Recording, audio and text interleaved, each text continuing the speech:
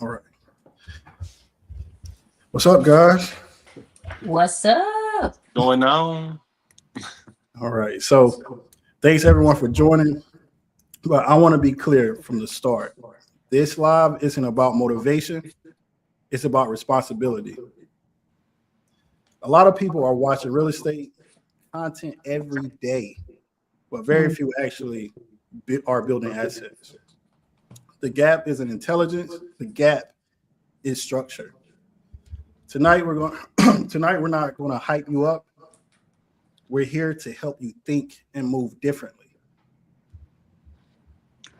If you're tired of watching and already building something real, you're in the right room. All right. So I'll let you guys introduce yourself for people that don't know you. So Brandy, I'll let you go first, and then Stacy, you go. Hey guys, my name is Brandi Baker, and I'm the coach at House of Overflow. And what I do, I specialize in helping students purchase and real estate investments, and then either fix and flip or buy and hold. And I'm so glad to be here tonight. Thanks, Brandy.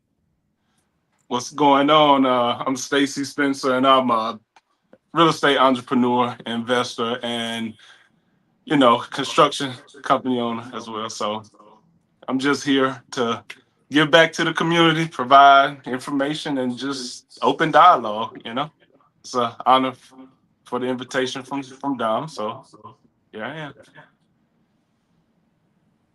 Love it. All right, let's get into the meat and potatoes tonight. Let's do it. Let's do it. So let's open up with Brandy. So I'm Brandy, ready. let's give more in-depth detail about how you help your students. That's the first thing that we'll do. In-depth detail about how I help my students. Well, I think the biggest thing about the real estate space is that there are a lot of gatekeepers.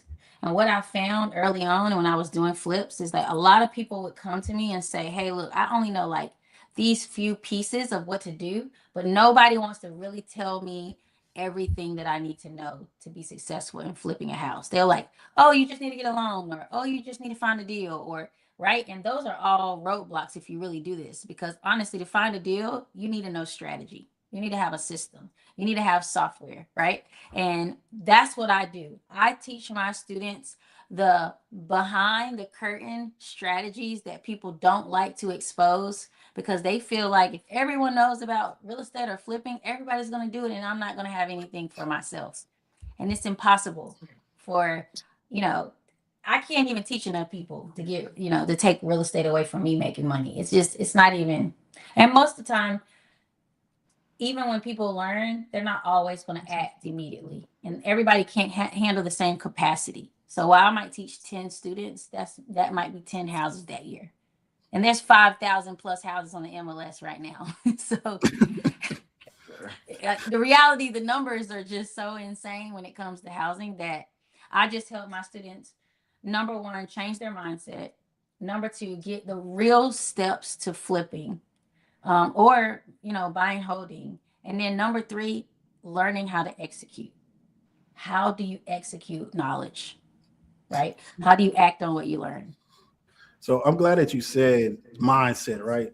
Yep. The beginner mindset mistakes that kill first deals. That's what I want to talk about first. I love it. And Stacy, you could chime in too, because I know you have been doing real estate a long time as well. So what's the biggest mindset mistake beginners make? I'm gonna speak for myself. I think that beginners assume that they don't need enough help from mentors or professionals in the space, right? They assume that once someone says you got to find a deal, then you're going to flip a house, you're going to get a contractor, and then boom, you're going to make money. They don't take into consideration that there's like holding costs, there's monthly payments, there's lender fees, there's attorney fees, there's contractors that can make you pay up front when you really need to make sure you pay them every week. There's so many things involved that you don't, like the details that you don't even consider because you don't have the knowledge at hand, right? You've never done it before. So I think the inexperience, sometimes we'll learn a little bit and then we want to do a lot with a little bit instead of understanding more and acting on more information and details from mentorship, professionals, other people that are doing the work. And it took me a year to do one flip. And my dad's a builder. So I actually know about electrical work. I actually know about building. I know about carpentry. I know about all these things. And it still took me forever. And I assumed, oh, I know what to do. Like, once I get the deal, I'm going to just rehab. And that rehab kicked my butt. Don't be ashamed. It happens to the best of us, Exactly. especially that first one. I'm saying it on here. It kicked my butt.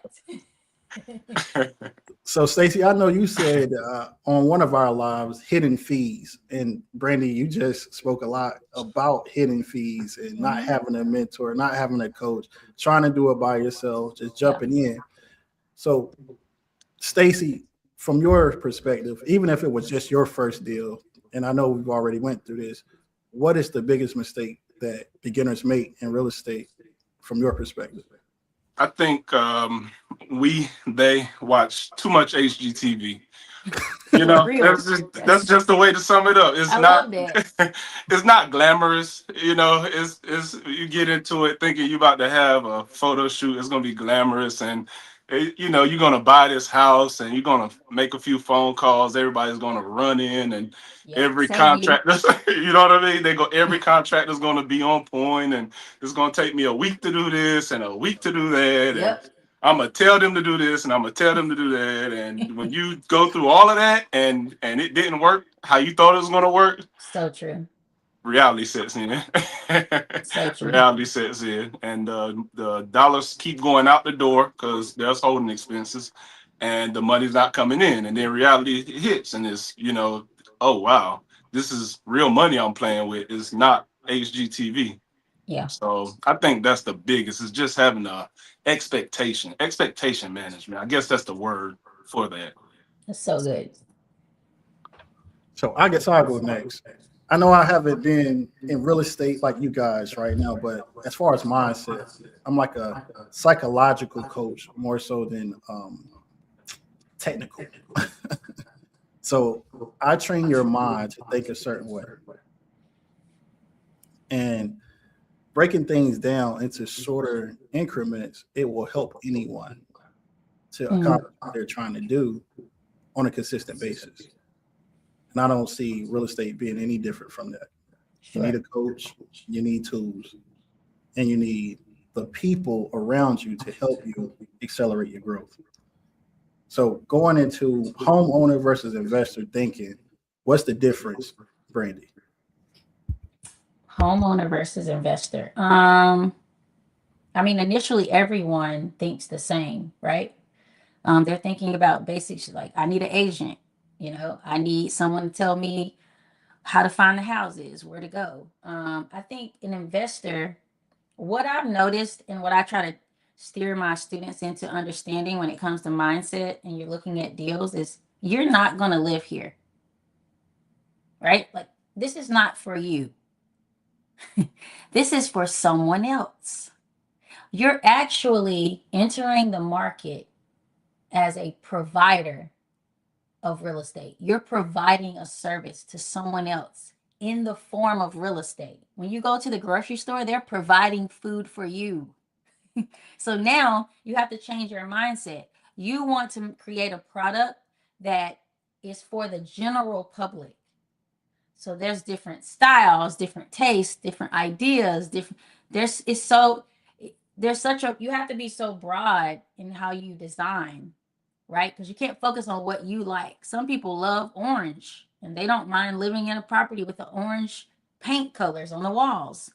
But that doesn't serve the general public because most people don't want to have those type of bold colors in their property. So just helping my students understand, you're not living here. You don't need courts.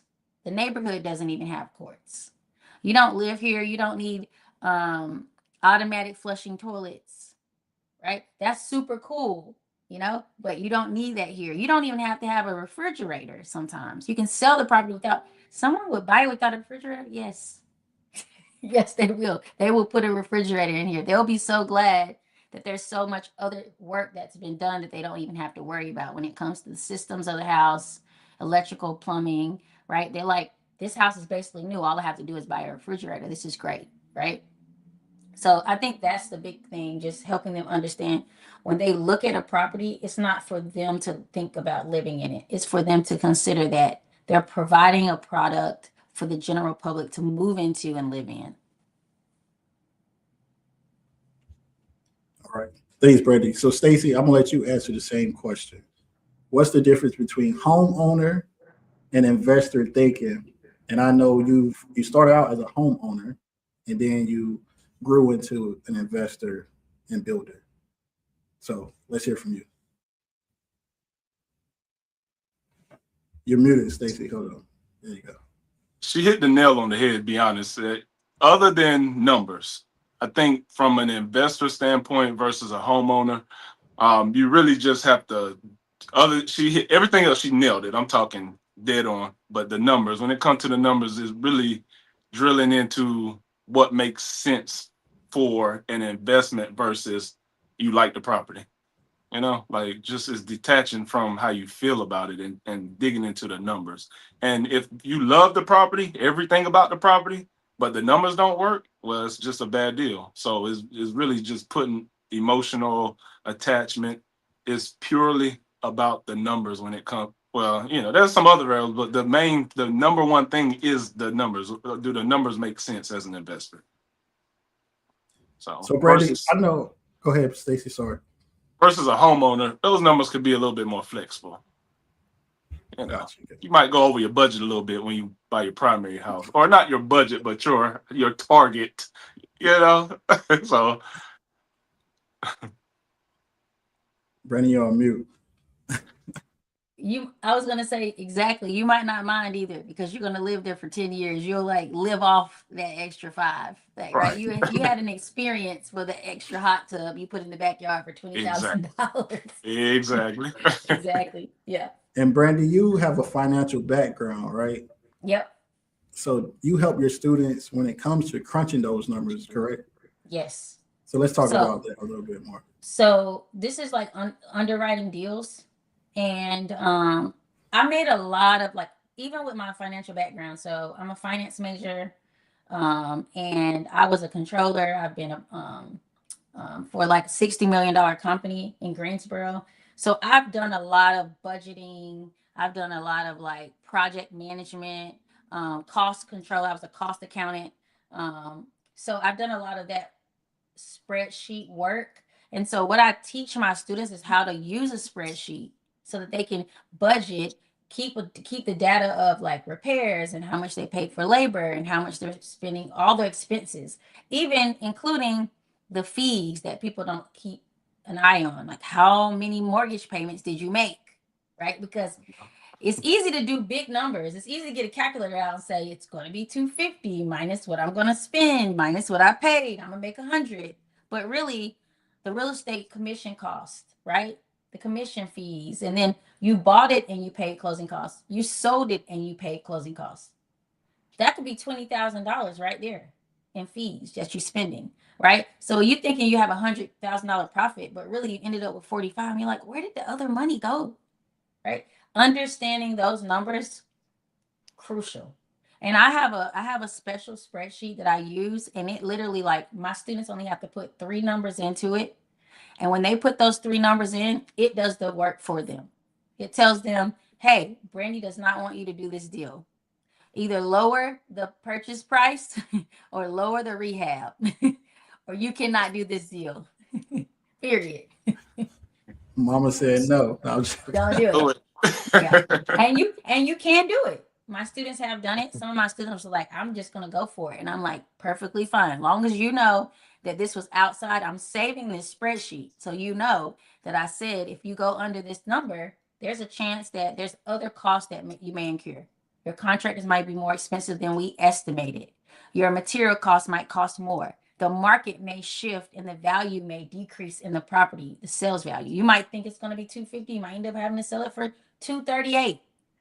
All of these things are huge factors to that little margin that you're trying to get from the beginning, right?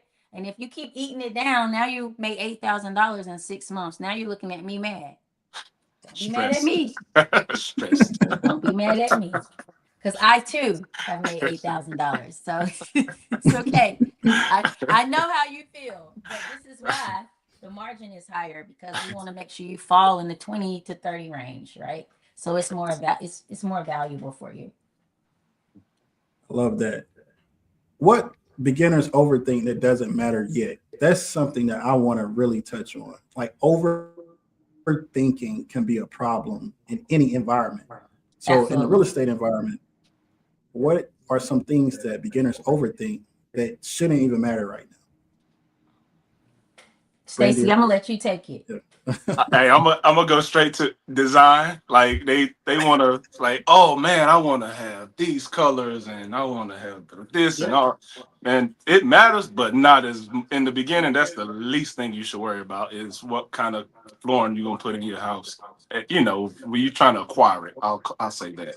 So Absolutely. up front, just trying to get into the game is getting more into the weeds and the details of specific properties versus learning the game itself.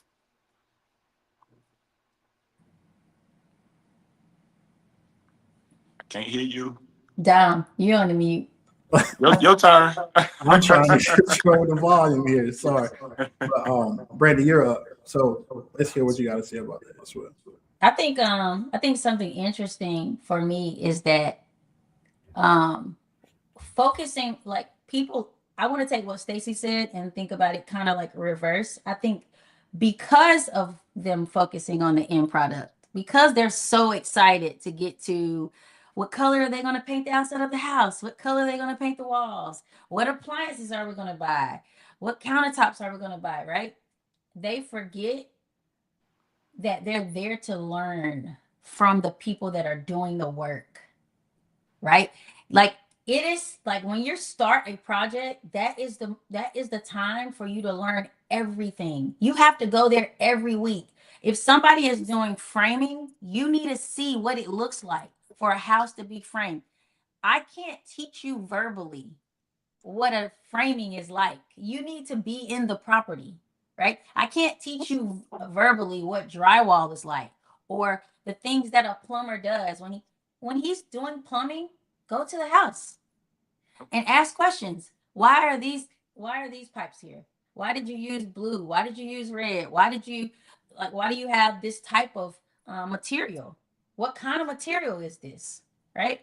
And I think that roughing phase of a property being rehabbed is like the most important time for someone to learn, instead of focusing on the finish part phase of the project, because the finish phase is what everybody can see.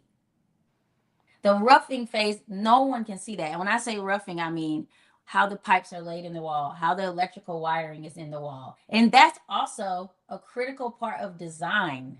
Like, piping is the design. Yes. When you go to the hotel and the faucet comes out of the wall instead of out of the vanity, that's piping design. Like, the pipe in the wall has to be put in properly so that you can even have that type of faucet. You know, you see those lights in the ceilings in certain places. This is electrical design, right? And I think that a lot of times when I'm teaching, because students aren't going to the houses more often, they lose sight of that part of the educational process, right? And that's just something you wouldn't really think about unless you have a coach. Agreed. Agreed. Coaches do matter a lot. Agreed. Yep. I agree with that. So let's talk about mindset shift before successful deals. And Brandi, I'll let you lead off this time because we're about to go into long-term thinking versus short-term chasing with Stacy. But what kind of mindset shift did you have before you successfully closed your first deal? I think my most successful deal came from me not being as excited to have a deal. Like, when I was like, the excitement was over, and I'm not saying that I didn't enjoy it, but I wasn't like, I need to have this deal, or this, I need to make this deal work. right? I think it was like, I was like, no, the house is 80. I'm paying 80. Yeah, and call me back if no one, right? Because now I'm like, no, I know how the numbers work. I've already screwed up numbers a few times. I'm good. This is 80 and I only can spend 60 and I'm going to make this much money. I'm going to actually make my 80 that I want to make this time. So, no, I'm not doing that. And I waited to get the deal that I knew made sense. And when I did that, the reward was huge. And I was like, hey, now I can do less deals because the reward makes sense instead of chasing all these other deals because I'm trying to make a deal happen. I waited for the right deals and then I did fewer deals and made the same amount of money with less effort. Those are gems. What do people do? What they do this? So I know it sounds like your patience went up Absolutely. and your anxiety for trying to hurry went down. Absolutely. Hurry and make a deal. Hurry and close a deal. Like you're just Yep. on that treadmill, like I talked about earlier in the week. Like just running, getting tired, and you're not making that much money. But when your patience went up, you're like Yep. you were firm on what you wanted. That's when it changed. Yep. Stacy, I saw your smile. The wheels were churning. You were like, oh yeah. So Stacy, let's talk about it. Well, she hit the nail on the head with she detached from the emotional side and Yep. stuck to the process, and that's the key is, okay, great. I want this. I want it, but the numbers don't work. So I'm not buying it or I'm not closing. I'm not attempting this deal because it just don't make sense. So that's what I heard. And it was like, that's what it is. That's really what it's about, is being able to say emotionally, yeah, there's something there's something that makes me want to do this deal, but when I look at the numbers on the paper, it just does not make sense, and I'm not in love with it, or I'm able to control my emotions and focus more on the numbers. So that's what made me smile. So I mean, I know we talked about it a lot, right? The two things that has never changed since they have been on the market, right? Stocks and real estate. Brandi, Yep. I talked to you about it. Stacy, we talked a lot about it. These are two things that build wealth without having to worry about, oh, it's a trend or it's a fad or people like are just it has been consistent Mhm. over time. And that's what is important. Now, Stacy, I know you like to hold your properties for a very long time. I don't think that you get rid of anything. You're like a hoarder. So Well, yeah. let's talk about that. So long term thinking versus short term chasing. Why people chase fast money? So why do you think people chase fast money? Then Brandy will go to you. I think so. I'm gonna say short term investing, flips, wholesaling. They have their purpose, and to me, the purpose for those is to get to the long term investments. But I think people, as a, I think people get more attached to seeing the money, the actual money, versus having the asset which makes the money. So just being able to break that mental cycle of wanting money versus assets that make money. It's two different ways of thinking. So it just makes sense to have assets that make money versus have having had money one time. That's how I think. So it's a mentality. Gotcha. So Brandy, I know you are a home flipping mentor and your students Yes. flip homes. Yep. Why do you feel, and not your students, but just in general, doesn't have to do anything with real estate. Just why do people chase fast money? Um, I think that I was thinking about that too when he was responding to like just pertaining to real estate. But I also think that social media has a huge influence on what we're exposed to. And I think that there was a time when you didn't know what people were doing in Dubai. right? Like you didn't even know about Dubai. Okay. Because first of all, who knew? Because you would have to look it up and know. And somebody was in the military and they told you they were in Qatar. And that's the only way you probably would know about anything over there. Right. So I think that social media has given us so much exposure that people now desire to do things that are costly in a short amount of time. And they're like, the only way I'm going to get to do these things is to make money really fast. Right. And this is the majority, because there are a lot of people that just need more money in general. Like they don't have an education.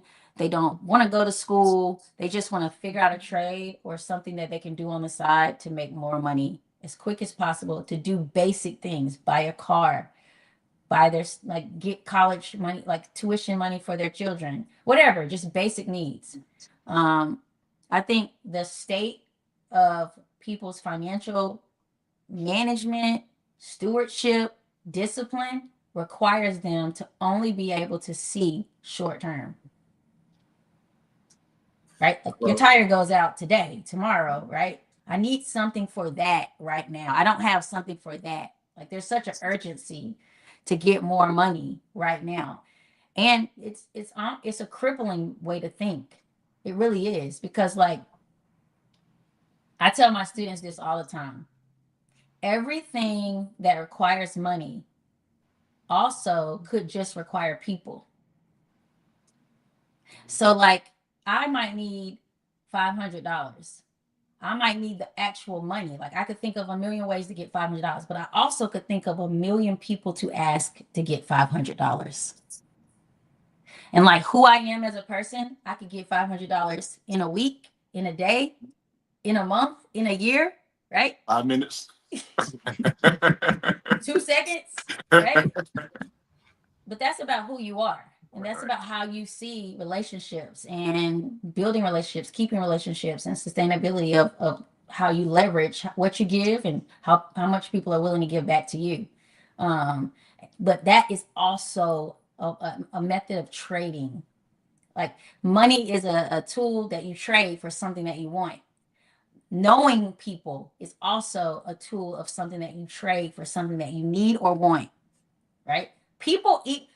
I'm like raising money for something right now, and it's not a small amount of money. And the first 5 people I called was like, there's no way I would not give you money. Like, that's real. I don't care when you pay me back. Just pay me back this year. This is a lot of money. This is not like, I've never even asked anybody for money because I just don't really do it. But it taught me like, hey, you know what? There's a barrier, and that barrier has a cost. But my relationships is going to pay the cost. That's real. I love that. That's real. Being It's crazy.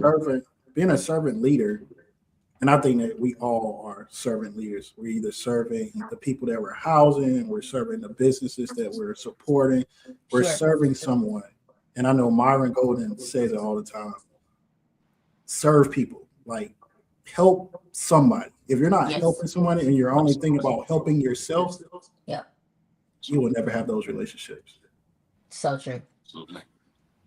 Now, the dangers of short-term thinking in real estate, I think they go hand in hand with trying to have quick money. Even with flipping homes, it's not quick. You're not going to flip a home in a day. Well, you might. Some people might, but I don't know. You can, but it's like, man, that actually worked. That'd be good. We're going to do it in 2 months. We actually did it in 2 months. I'm shocked. Wow. On paper, you can flip it.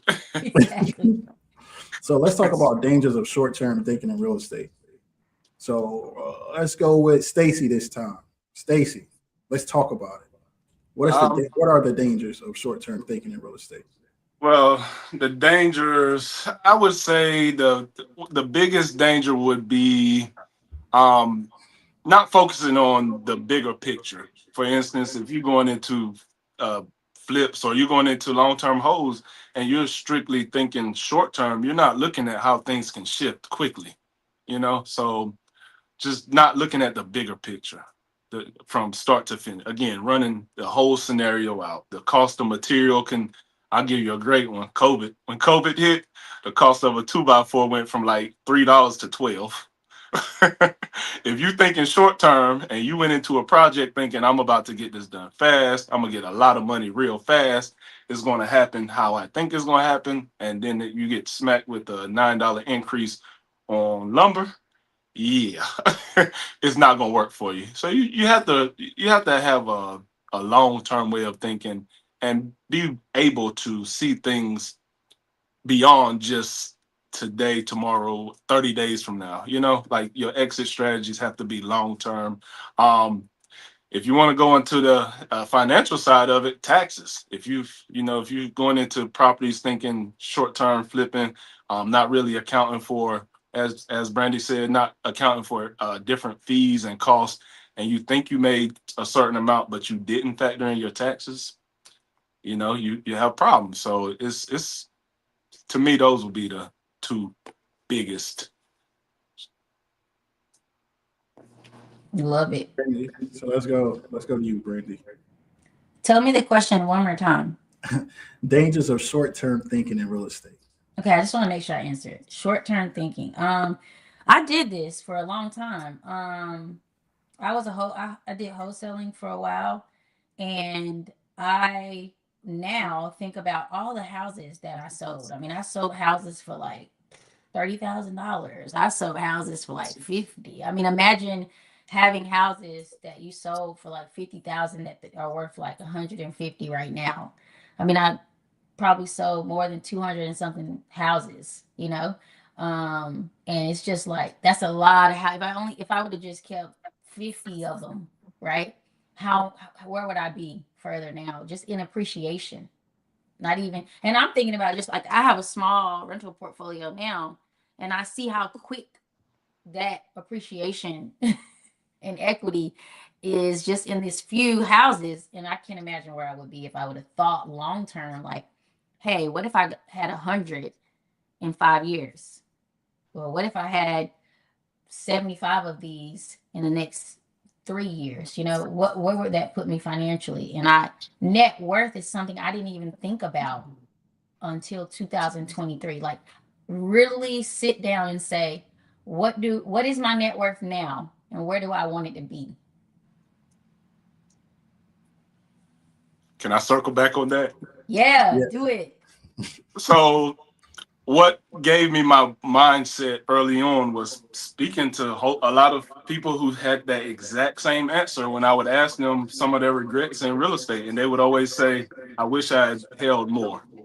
I wish I didn't sell these. I wish I didn't sell that, So, and they have I'm pretty sure you have some very specific examples of some houses you're like, wow, I sold that for 50 and it's worth 250 now with no work.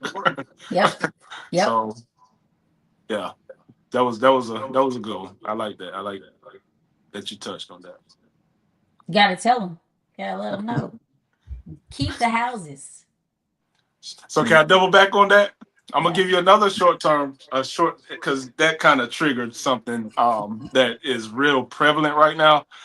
If you're a short-term thinker, you're thinking that the current price of housing and the interest rate and the availability, like you're thinking now is a bad time to buy. That's a short-term way of thinking. That's probably the worst thing to think in real estate at this moment in time. I'm not saying every house on the market, there are some overpriced, but there's some great priced houses that in 10 years from now, whoever buys, they're going to be having these type of conversations, if not more, better. So that thinking about now, And that's a good segue into the next topic. And Stacy, I feel like you have the most patience of a person that I have ever met. So when patience matters more than speed. And Stacy has been preaching to me for 3 or 4 years. Get in real estate. Get in real estate. Oh, I don't sell any of my property. Like he's been telling me this for years, and I just took it serious last year. So, when patience matters more than speed, let's talk about that. So, how did you become so patient, and why does it matter more than speed? The honest answer to that is it again, just having good mentors who early on instilled in me the longevity and honest, having solid upbringing. My pops, he preaches, invest in loan and real estate. So it's just, I guess you could say, a product of environment or of influence is just talking to different people and being in the room with people who were in real estate. And their thing was always, hey, at one point when I first started, this house was not what it's worth now. Or um, don't get caught up in thinking that what's going to happen is you're going to buy a house and you're rich and you're going to quit your job. That's just not going to happen. One house is not going to change most people's lives. Might and it could sway you one way or another depending on how good the deal is. But I think just being around people and having mentors who was just real and raw with it. Like I didn't come up under gurus. I didn't have anybody who was like trying to sell me anything or trying to show me a lifestyle. The only thing they was doing was trying to just build wealth and provide for their families. So I think that was kind of what gave me that mindset. Did I answer the question? Yeah, you answered it. Yeah. Okay. So You I can know lose that Brandi- question now. You just start Hey, talking. you get the going off. I'll pull you guys back in. I I want you appreciate guys it. to, yeah, I want you guys to Because I talk. get This so is for involved you in guys. Stacy even talking, I don't even really remember the question. I'm like, that was a good answer. That was a good answer. I don't even remember the question, but that was a good answer. But some things stood out to me what Stacy said, like mentors. And another thing that stood out to me was Brandi, you were saying that you wish you would have held more properties. Yep.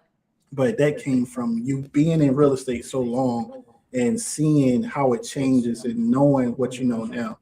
Yep. So let's get that take from dangers of not dangers, but when patience matters more than speed.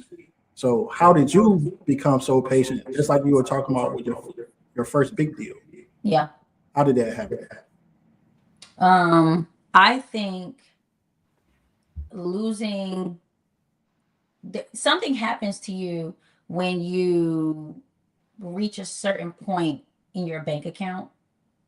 Like, this is what people don't talk about either. There's like a mind shift also when you have like 2 years worth of cash in your account, right? Life starts to slow down. And then it's like the desperation that comes with the hustle of making a deal or hustle of making money for next month or next week. When you lose that, it kind of naturally just creates patience, because I don't want to take from what actually happened to me, right? Where people are like, I gotta be more patient. I just gotta be like, something happened to me. I made money and I made so much money that something changed. And then I just became more patient because I could take time to wait for the right deal to come. And then I was put in the position to make better decisions over and over again, right? What I tell my students is there's a process. Everybody pays for it.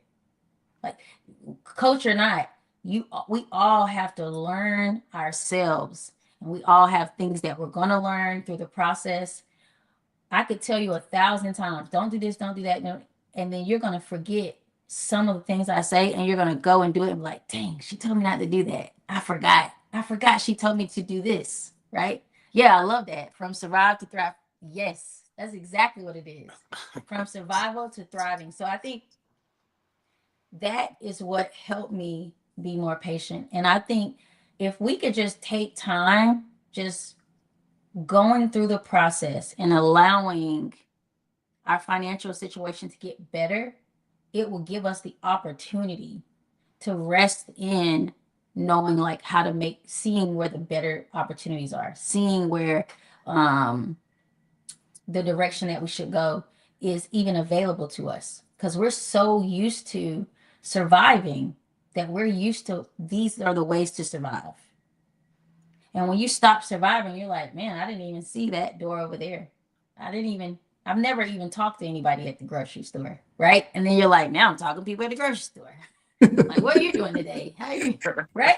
It's just things just change. Everything about you just begins to shift, and then new opportunities that you would have never even paid attention to kind of just come to you. Yeah. So I think that's what changed for me. That's how it happened. I love that.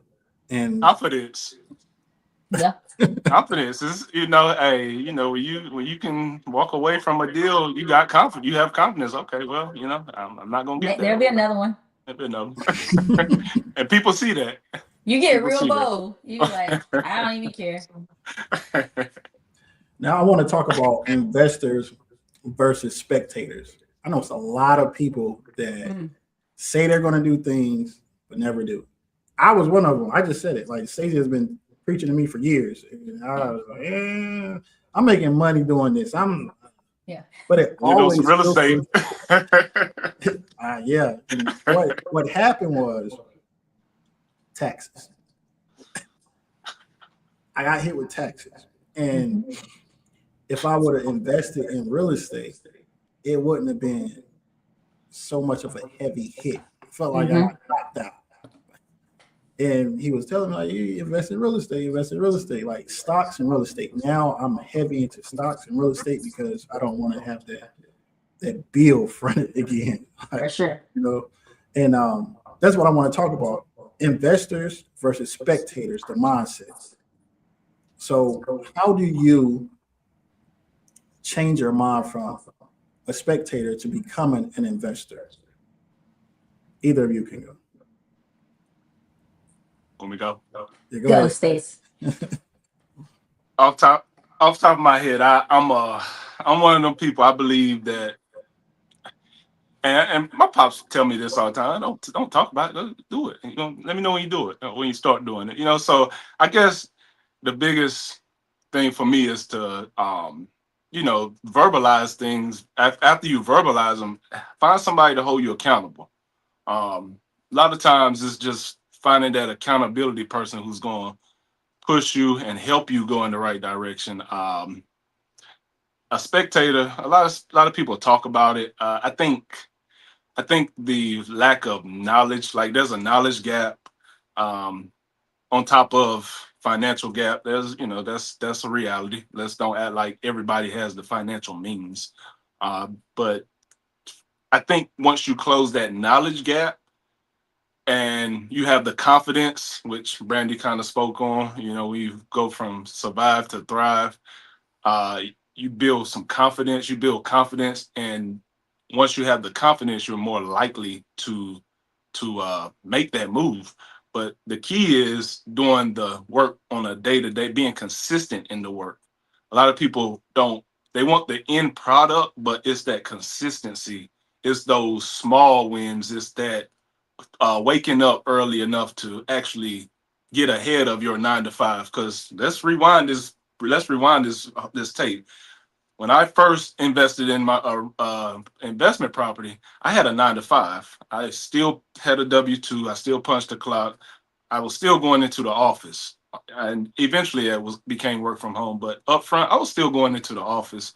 I still had my other entrepreneurial ventures going. So some days it just required me waking up at 3, 4 in the morning to get ahead of everything I had to do before I clocked in.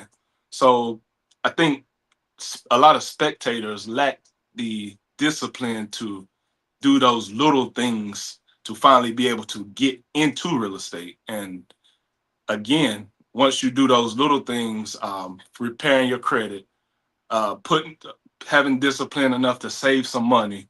And once you have the discipline to save money and you see some money in your bank account, you're more likely to move on a good deal. I mean, nothing hurt me worse than seeing a good deal and just not being able to buy it. Like, that's probably the worst feeling in the world. Once you have the knowledge, is knowing that this is a good deal. Like once you have the knowledge and you've put in all the little small steps, you're that much more likely to pull the trigger on a good deal. So I think that knowledge, the discipline, and doing those small things, which again could be just waking up two hours earlier, might sound, waking up at 5 instead of 7 might sound bad, but it's not. And if you only have to do that for a certain amount of time to get to a said goal, is it really that bad? So it's just those little things, those little disciplinary actions on a day-to-day, consistency, putting yourself in a position where you can go from survive to thrive, which takes time. It just takes time and patience and consistency. So I think that's why a lot of people become spectators versus actually getting in the game. Brandi, investor versus spectator mindset. How do people change that? I love what he said. I tell my students all the time when they come to me, I only want students that are willing to allow me to help them execute. I don't want students that are just here to learn something else, just to put something else on the bookshelf, right? I had a strategy call today, and that's just basically a call where I'm just letting them know what I do to coach someone. And the guy said, "What happens in 4 months if it doesn't work?" And I said, "It will work. It's never not worked." What we talking about here? And he was like, well, and it's an honest question, right? Like, Mhm. what if your program doesn't work, and how do I get my money back, right? And I was like, my program is designed for you to get in the flip. You like the flip opportunity will come to you. The question is, will you take it? And that's a you thing, right? You executing on an opportunity that comes. Like, my job is to teach you how to recognize the opportunity is available. It's your job to act on it. I'm going to give you all the tools that you need to act on it, but it's your job to act on it. I can't refund you for not acting on it. Right? That's a problem that's a today problem. That's not a future problem. So if that's going to come up later, that today. Yeah. Right? So don't pay. Right? Because you know yourself, I don't know you. Right? So hold the money until you feel like that problem doesn't exist anymore. Because it's not going to be an educational problem. I have a similar story, not in real estate, but like a strategy call. Yeah. So I was meeting with a marketing agency, and they had some goals set, and I was going through like what I do to make sure they hit sales and all these other things. And they said, "What if it doesn't work?" And immediately I thought, if you go into anything saying that it's not going to work, then it's not. It's not gonna work. But also, I am a continuous improvement coach. That's one of my skills. Continuously improving. So if you get better every 2 weeks and you are trying to accomplish a goal in 3 months, you don't think it's going to work? It's going to work. And it's a certain system that I implement. So you review what's working and you take out what's not working. Yep. So if you keep doing that on repeat, why would you think it's not going to work? So it just spawned a thought in my mind when you said it, like, what if it doesn't work? That's your mindset. If you say that I'm going to have $100,000, you're going to have $100,000. If you say I'm going to go broke, you're going to go broke. Yeah. Really fast.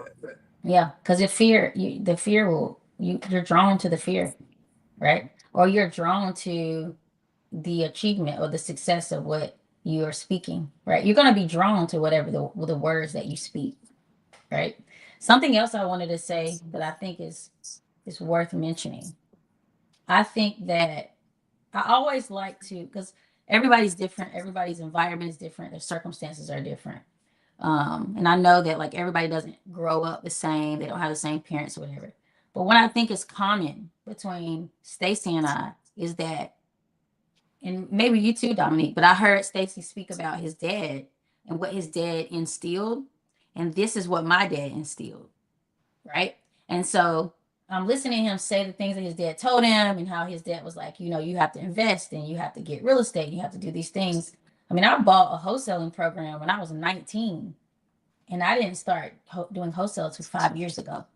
So like, think about 19 and 5 years ago. It's like 15 years of, I literally had something that I didn't have a clue about. And then out of nowhere, totally didn't even remember that the program that my dad and I bought was even wholesaling. Didn't even know it was wholesaling until I'm already doing wholesaling, making a lot of money. And then I go and randomly find it at my dad's house. And I'm like, this is the same thing I'm literally doing today. Right. So I think it's noteworthy to see two adult son and daughter living out what their father said about what they could do. Right. And just the presence of a father saying, like, this is what you need to do. And this is what you need to do. You can do the things you want, but these are the things you have to do. And these are the things you need to do. And not only do you need to do them, you can do them. You can do them. Yeah, my story is a little different from you guys, but it's that's why I wanted to say, like, yeah, you know, we're different and everybody's different, but mm-hmm. take that, because people have kids now. Yeah, like there are fathers people are fathers right now. Yeah, so I am. My story is different, but it made me do those things that your fathers were telling you to do. Like, yep. I didn't have my father. I lost my father at 12. But what that did to me was make sure that I teach, not taught, because I'm still teaching. Sure. I teach my sons as much as possible about the things I know. And my wife and I talk about it. So, like, when is it going to click for him? Like, my oldest son, he's a teenager, and he's like, whatever. Like, all the time, like, okay. That's all he says. Okay, Dad. Okay, Dad. It's there. And I tell my wife all the time, I said, one day it's going to click, and it's going to be when I'm not around him to remind him, because I'm setting the foundation. Yep. I don't know about girls, but boys, you gotta be the in our head all the time. Yep. But it's the same thing. I just a little different, but the same in different, I guess, perspectives. Yeah, time. It's a different time. Like, you're just now teaching your children what someone has done in the past for us. You know what I'm saying? I think it's about that exposure, man. It's you're exposing them to a mindset, and if nothing else, they will. It's there, and they're far ahead of people who aren't being exposed to it, or who are being exposed to different mindsets. So trust me, it's there. It's sitting dormant, idle. I consider it a brick in in the foundation that eventually, once the house all comes together, he'll come together and it'll make sense. You know. Yep. Yeah. So I've been taking notes because you guys are the experts. And the reason I've been taking notes is because I want to show people how to execute, right? Now, first thing is, first deals fail due to lack of structure, not knowledge. You both touched on it. You have to structure your systems the way that it needs to be structured by learning from someone, so you can accelerate your path of investing. That's number one. Deal flow system. You have to have a team or individuals that can help you close deals fast, which it could be a coach, which it could be a broker, or etc. Something like that, a deal flow system. And I've just been putting things down as we're speaking. Decision system. Like you said, Brandi, when someone asks you, like the spreadsheet, let's say, for example, you need to make a decision, but you put your information in that spreadsheet. So now you're like, the decision is easier to make, because if it doesn't spit the right thing out, then you shouldn't do it. But you can do it, but you're not going to make as much. And I've told you this. Yes. So that's going to sway a person's decision, and it's going to give them more insight on what they're doing before they make the mistakes. Execution system.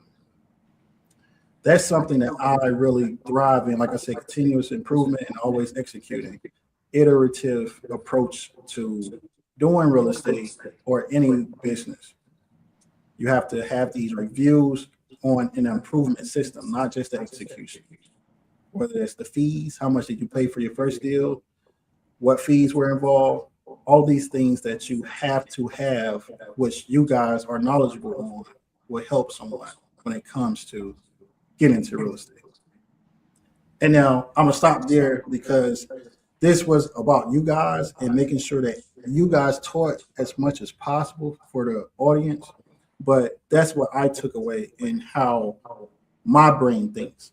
Mm-hmm. Everyone thinks differently. So my brain thinks of how to execute, how to improve, how to get to goals. Love And it. that's what I took away from the conversation tonight. Can Now, I add one thing to that? go ahead. I cannot leave it out. Like in the back of my mind is there. It has to be said.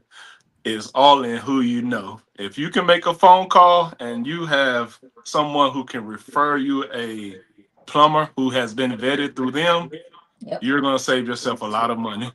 Yep. So it's all in who you know, or not all in who you know, but you can save yourself a lot of time, Mm-hmm. stress, and money in knowing someone who is doing what you're doing Absolutely. or want to do. However you want to say it.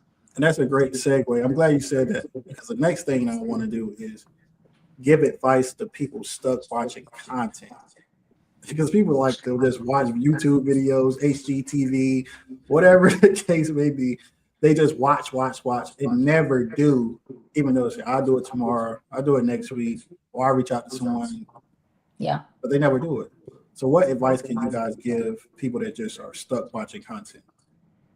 Brandi, let's lead off with you. Whew. If it's not about money, if it's not about the need for the money that, if money is a hindrance, right? Because there's programs that cost, and it's like, I don't have the money, I don't have the extra income. If it's not about money, then you don't hate where you are enough.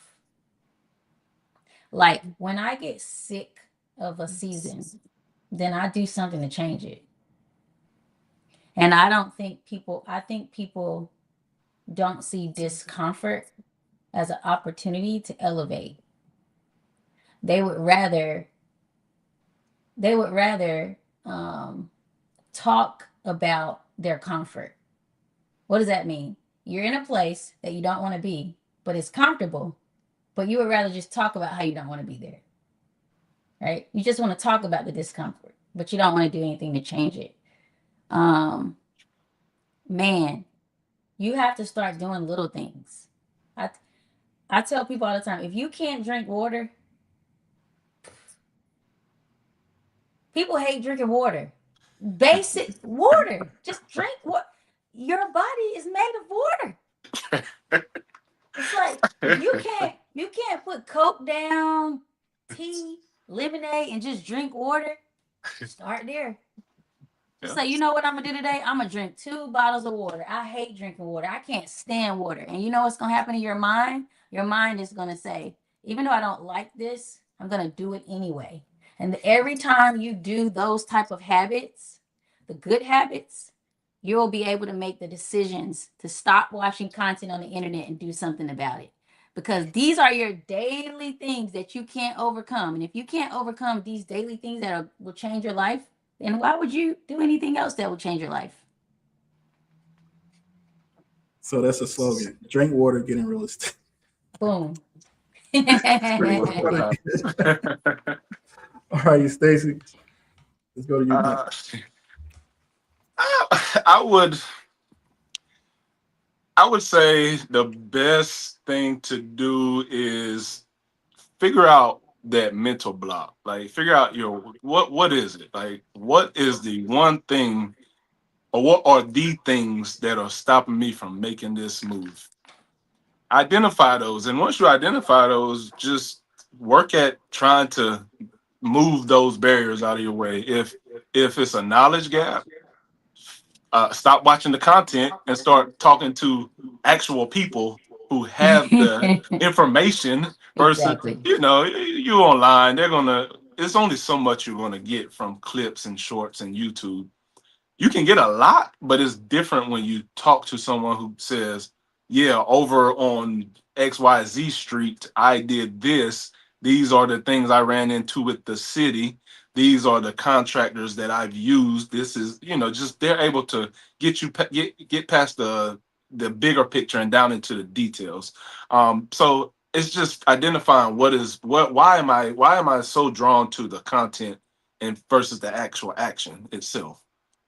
Identify that and then work at removing those blocks. And accountability. I'm telling you, I've learned that when you speak things to other people, you put things out to other people, you have someone who's going to ask you, hey, did you do this?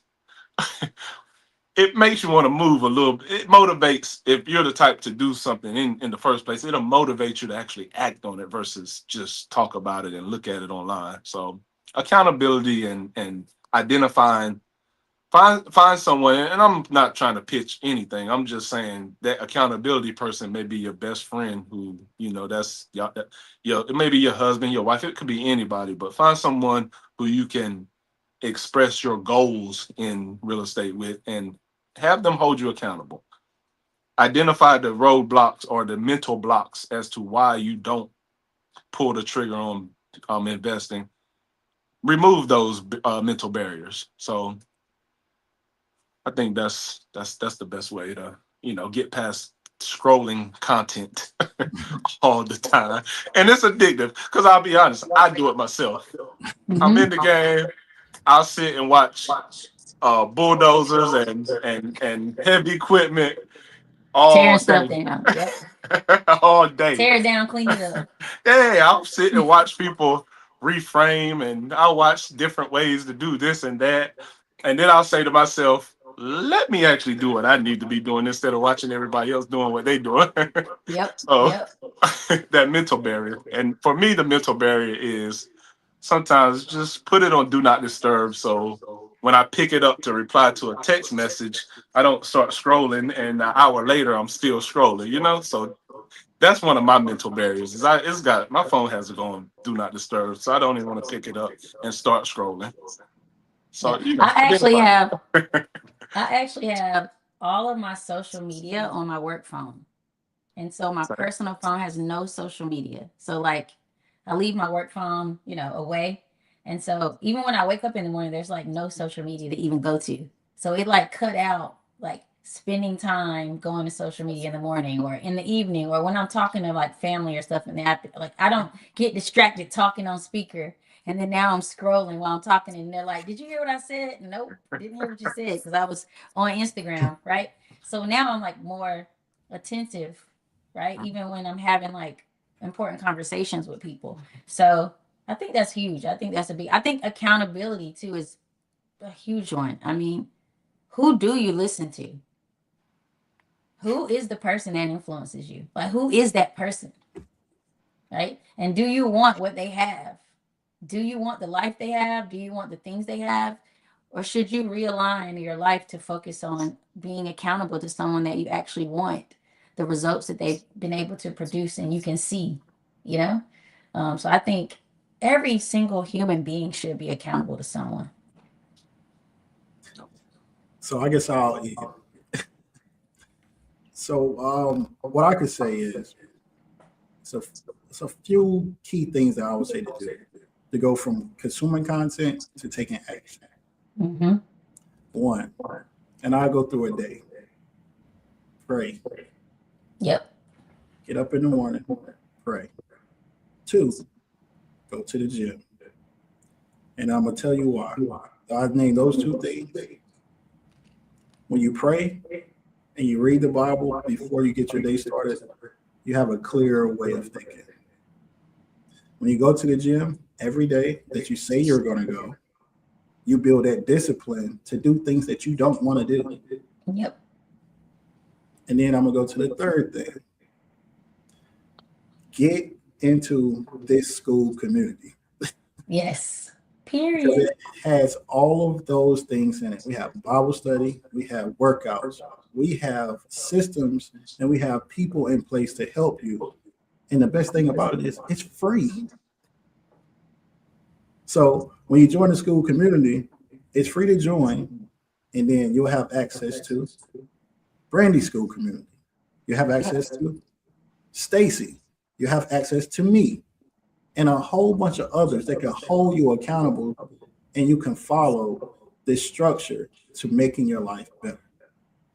So don't forget, real estate doesn't fail people. Lack of structure does. Mm-hmm. Y'all got anything you want to say before we close? All For right. the first time in history, I have nothing to say. I don't All right. believe that. Thank you All for right. having me. I appreciate being here for sure. Yes. I look and forward to until- it. Every Wednesday, guys, we'll be here. Every Wednesday, every week. We'll be here dropping gems, dropping jewels. And make sure you ask questions because during these lives, it's open floor. You can ask questions, we'll respond, but priority are Skool community members. Sure. If you're not a part of the Skool community, and if you're messaging us on YouTube or Facebook or LinkedIn, then we probably won't see it. I have the link up to Skool in the website, well, the web page up, so I could answer those questions. I could ask questions to Stacy and Brandi as we go along. So join the Skool community. These lives are public, but they will be private after this month. And only you can find them in Skool community. So again, real estate doesn't fail people, lack of structure does. Thank you. Love it. Salute.